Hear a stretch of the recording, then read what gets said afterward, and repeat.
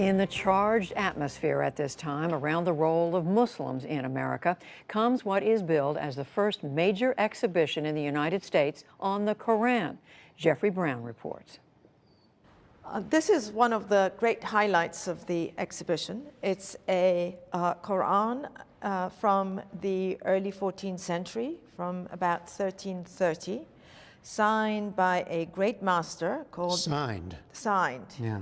A holy book as a work of art. The Quran, sacred to some 1.6 billion Muslims around the world. A new exhibition at the Smithsonian Institution's Sackler Gallery in Washington, D.C. presents 68 of the most important and exquisite Qurans ever produced.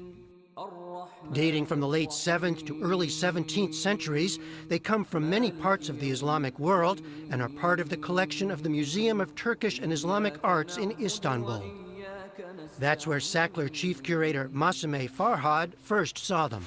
I realized that these were true works of art, that every single one of them was astounding in its sort of mastery of the calligraphy, of the styles, and also of the scale of the works. And that is something that, to me, was very important and motivated me in trying to organize this exhibition, because I thought it really shifted my perception of what these works are, and I'm hoping that it will also shift the perception of the visitors who come to the museum to see the exhibition.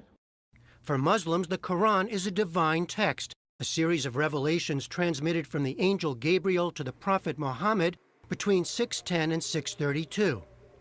It includes references to earlier figures, including Abraham, Moses, and Jesus.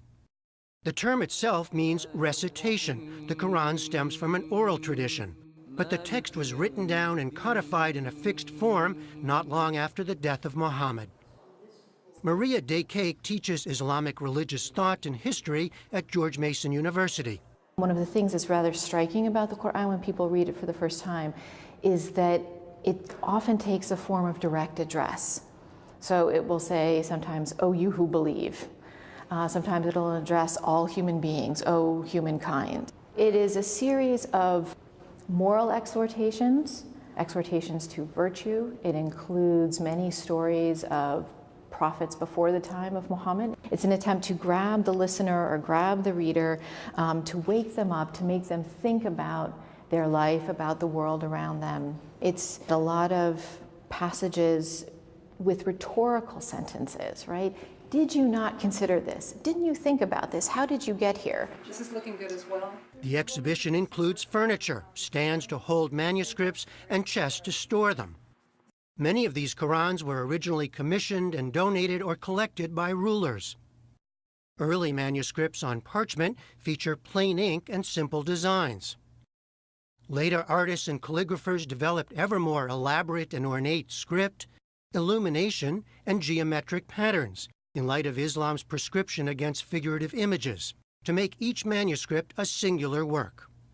It's how they sort of use their individuality is really quite remarkable, and the greater master, the better they can sort of manipulate the style without breaking the rules, because you could not break the rules of a particular style of calligraphy, but you could sort of stretch them and sort of introduce your own sort of touch to a particular style or a particular type of writing.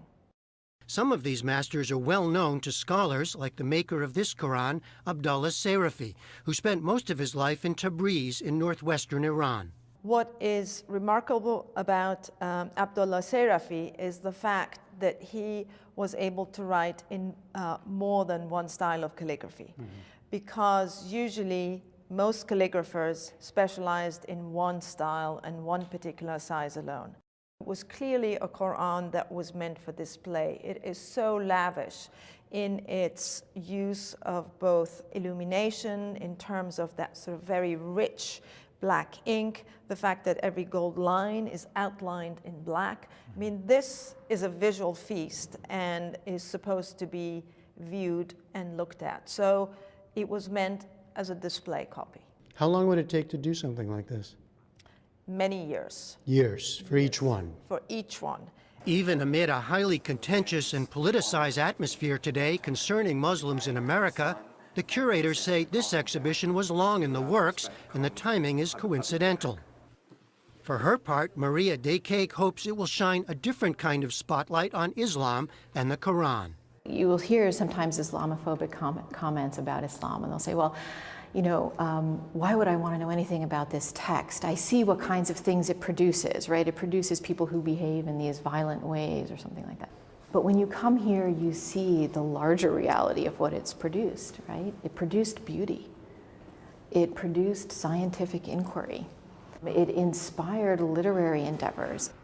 But in a time of Islamophobia, I think what's so valuable about this collection is to see the kind of artistic elements, the beauty that the Quran really brought. The art of the Quran is on exhibition through February. From the Sackler Gallery in Washington, D.C., I'm Jeffrey Brown for the PBS NewsHour.